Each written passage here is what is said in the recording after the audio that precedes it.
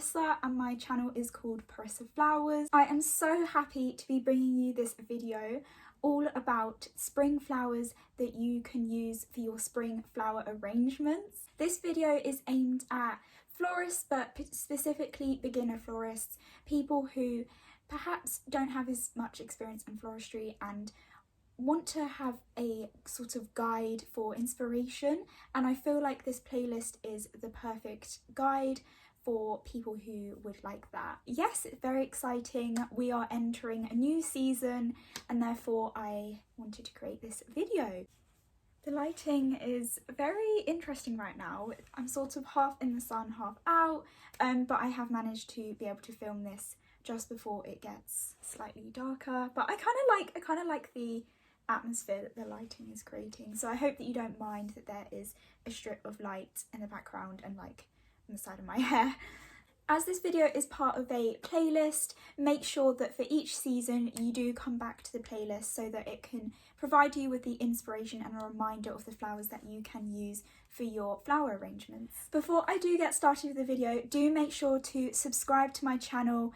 I have recently reached 50 subscribers and it does mean the world to me. I do love YouTube and I absolutely love creating videos for you, and I'm trying to get better as I go along, so I would love it if you could hit that red button below. Now let's get started with the video. First of all, I'm going to talk about the spring flower colour palette. So the most common flower colour palette for spring is pinks, purples, yellows and whites. So they're like the go-to colours that most people like to have, but then you can also incorporate other colours like greens, blues, ivories, creams. So they would be like my go-to colour palette for spring.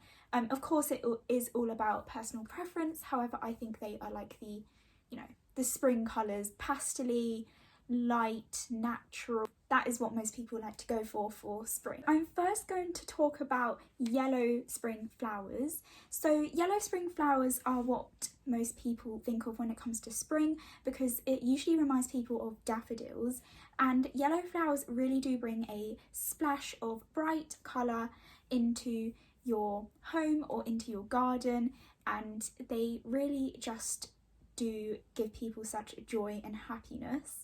Daffodils are actually one of the first spring flowers to bloom, and daffodils are the March birth flower, so just a fun little fact. Yarrow is actually a really lovely yellowy golden wildflower which a lot of people like to plant in their garden, and I would recommend planting that. Wildflowers are amazing to attract insects, so I would recommend planting some of those if you like yellow flowers. If you're looking for a truly aesthetically beautiful yellow flower, then I would recommend the Rosa Thomas. It is just stunning. It is like a yellowy rose, and usually I'm not really like the biggest fan of yellow flowers. I just don't think they're like one of my favourite colours, but when it comes to this, I just love it. I think it's because I love roses, and it's just, I don't know, like a yellow, it's like a really nice like pale yellow coloured rose, and I just really like the colour and the way that it looks, and I feel like in a cottage garden, for example, it would just look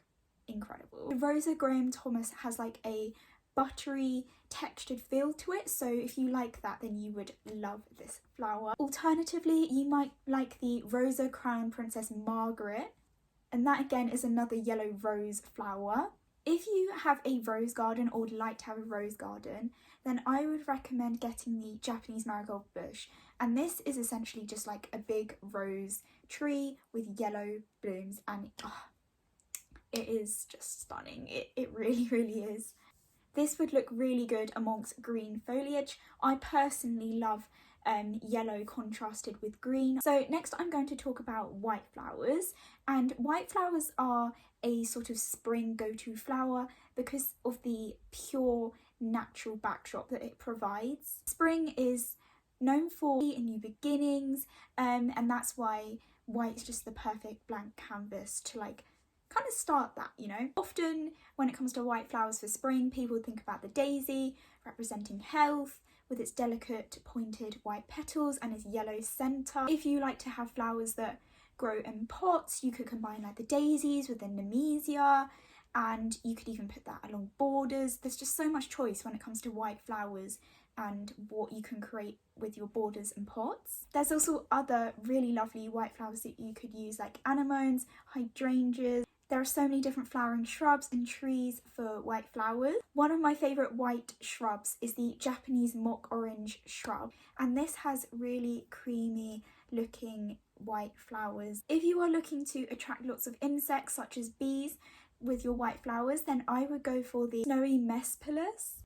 Okay, so now I'm going to move on to pink flowers, and they are elegant and feminine in their appearance and style. One of my favourite pink flowers for spring are the Daffodils, because they are very feathery and they have like such a lovely texture. I would recommend the Feather Sea variety. I think this just really is a beautiful variety because of the texture. Another one of my favourite pink flowers are cherry blossoms, and there is actually a cherry blossom emoji which I love. It's like it is my favourite emoji. It's definitely my favourite emoji.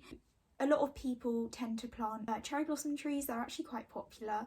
They're quite popular for their soft, beautiful and frothy look. One of the most popular cherry blossom varieties is the ornamental prunus. So if you're looking to get one of those, then highly would recommend. Although I would make sure that you are aware that cherry blossoms are toxic to pets. If you've got any pets, then I would stay away from that. Now I'm going to discuss some spring trends. So some trends for this spring is you incorporating green into the colour palette, and that's because it will provide a natural earthy look. It's also sort of a trend to combine the greens with like warmer tones. If you are the kind of person who likes to go for more of a timeless colour palette, then I would recommend using soft ivory colours. In terms of trends for different occasions such as weddings, there really is going to be a mix. There's going to be a bit of the traditional glamour bouquet arrangements, and there's also going to be like some wildflower arrangements. Now I'm going to talk about purple flowers. So some that are quite popular are the hydrangea, anemone, also freesia. I feel like not many people know that there is actually purple freesia. You should definitely get one if you like freesia. They look so elegant with the way that the stem branches off. It's just, you know, it's like a nice, it's like you could just draw it when you look at it. Such a pleasant flower to look at. The flowers that I have mentioned would look really good as single stems, but if you would like to make a bouquet, then they would look really good if you combine them together. When complemented together, they look very intentional and stylish. It really will catch some people's eyes. Now I'm going to talk about the top 10 spring flowers that I think you should consider using for your spring flower arrangements, for your garden, for your home, for your wedding, for your bouquets. Would be the following, so I'll just like list them.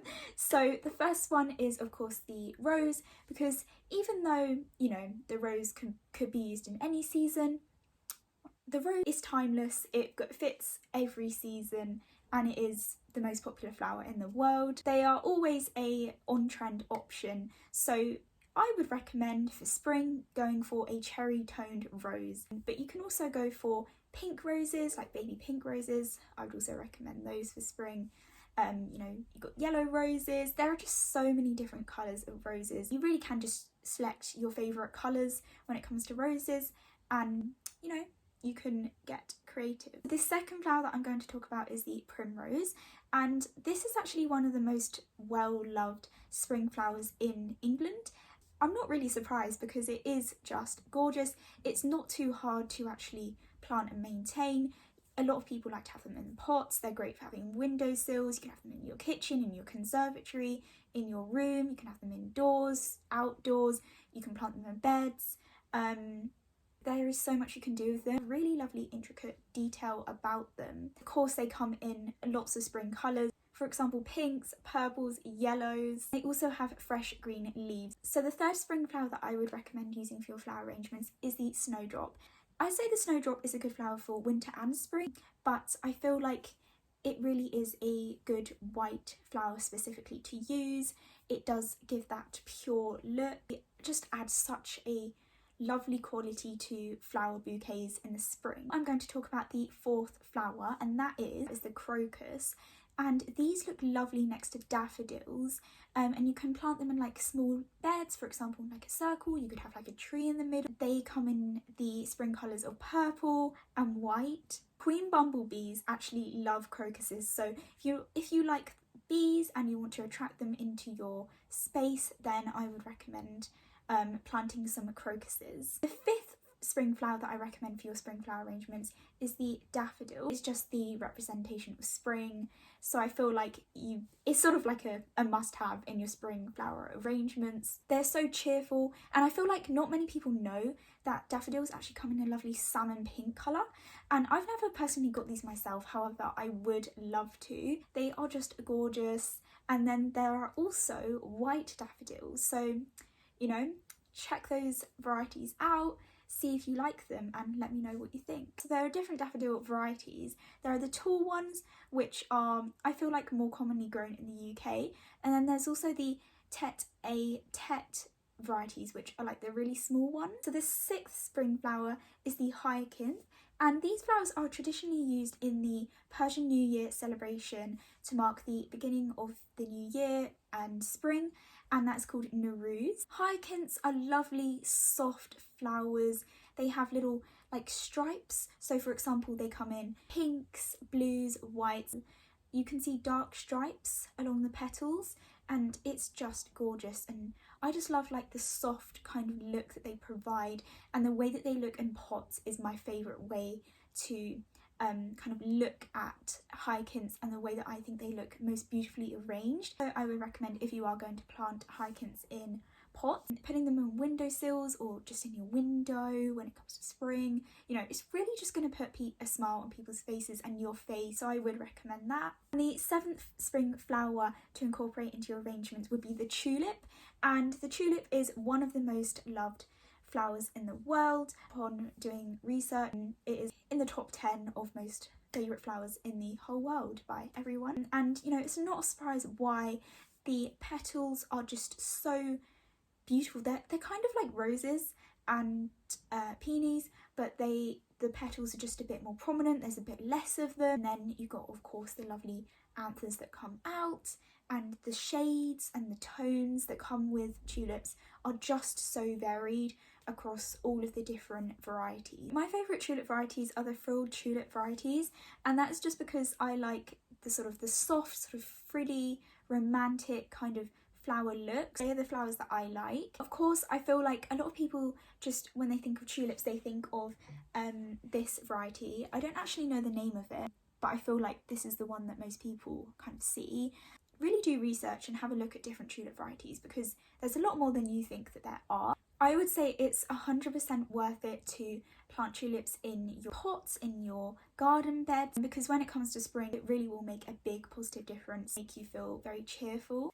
So the eighth flower would be forget-me-nots for your spring flower arrangements, and that's because these are a bit more of a like filler flower. They're really dainty, small, so adorable. I really love forget-me-nots, and they do remind me of spring. These flowers readily self-seed, and they are low-growing flowers, so you could combine these in your pots and borders with daffodils and tulips, because you'll have different textures, you have different heights of the flowers, and it is just going to all come together and look very visually appealing. So the ninth flower is probably a flower that you may not have heard of if you're a beginner to floristry and flowers, but if you do love flowers and you know a lot about lots of different flower varieties, then you may know about this ninth flower, which I do think, if you like unique flowers, this would be a go-to.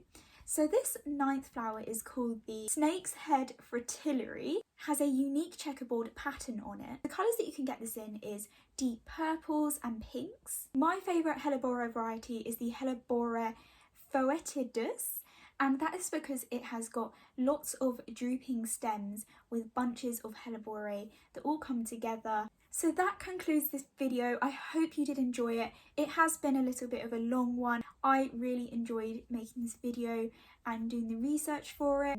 I hope that you do check out other videos on my channel. I wish you all the love and joy this spring. Bye!